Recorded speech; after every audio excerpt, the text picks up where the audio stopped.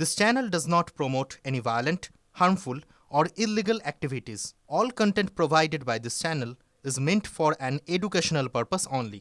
ভোটের দিন সেই সমস্ত কিছু ঘোষণার আগেই বালুরঘাটে দেওয়াল দখল, বিজেপির দেওয়াল দখলের অভিযোগ তৃণমূলের বিরুদ্ধে।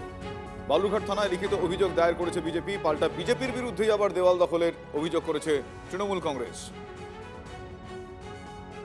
এইসব ওয়াল প্রিন্টিং আমরা করেছিলাম এবং সঙ্গে 26 এবং 27-এর যে ওয়াল আমরা রিজার্ভ করার জন্য আমরা ধরেছি, কিন্তু সেই জায়গায় দেখছি আমাদের এখানে অলরেডি পোস্টার হয়ে গেছে, ওয়াল প্রিন্টিং হয়ে গেছে, তার উপরে তারা জোরপূর্বক এখানে তার লেখার উপরে ওরা সাইট ফর টিএমসি বলে লিখে গেছে।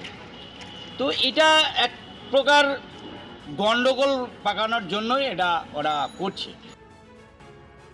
যে জায়গাটায় ওনারা করেছেন সেই জায়গাটা আমরা বিগত কয়েক বছর থেকে করি, মানে বহুদিন থেকে করি, এবং বাড়ির মালিকের মৌখিক অনুমতি আমরা নিয়েছি। যেহেতু নির্বাচন কমিশনের মানে মডেল কোড অফ কন্ডাক্ট লাগু হয়নি, তৃণমূলের যেখানে সাইট ফর করা আছে তার উপর বিজেপির এক দল, বিজেপির কোনো ক্যাডার নেই, তারা ঠিকা দিয়েছে, তারা পাড়ার যেখানে সেখানে সাইট ফর বিজেপি করে যাচ্ছে।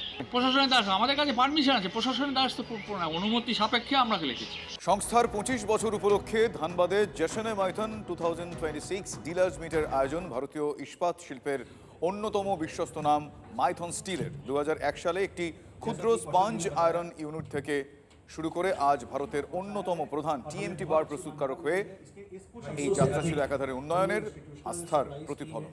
সংস্থার 25 বছর উদযাপনের বিশেষ অনুষ্ঠানে ছিলেন ব্র্যান্ড অ্যাম্বাসেডর দ্য গ্রেট খালি।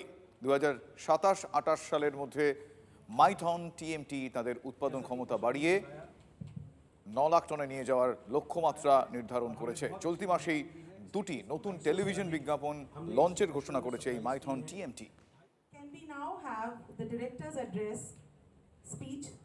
আদিত্য একাডেমিতে সরস্বতী পুজো উদযাপন। গুরুত্ব পেল ভারতের কালজয়ী লিপি এবং লেখনীর ঐতিহ্য। এবার আদিত্য একাডেমির থিম ছিল কালী প্রজ্ঞা প্রার্থনা, ভারতের কালজয়ী লিপি। ভারতের ইতিহাস নির্মাণে কালি ও কলমের ভূমিকার কথাই স্মরণ করালো আদিত্য একাডেমি।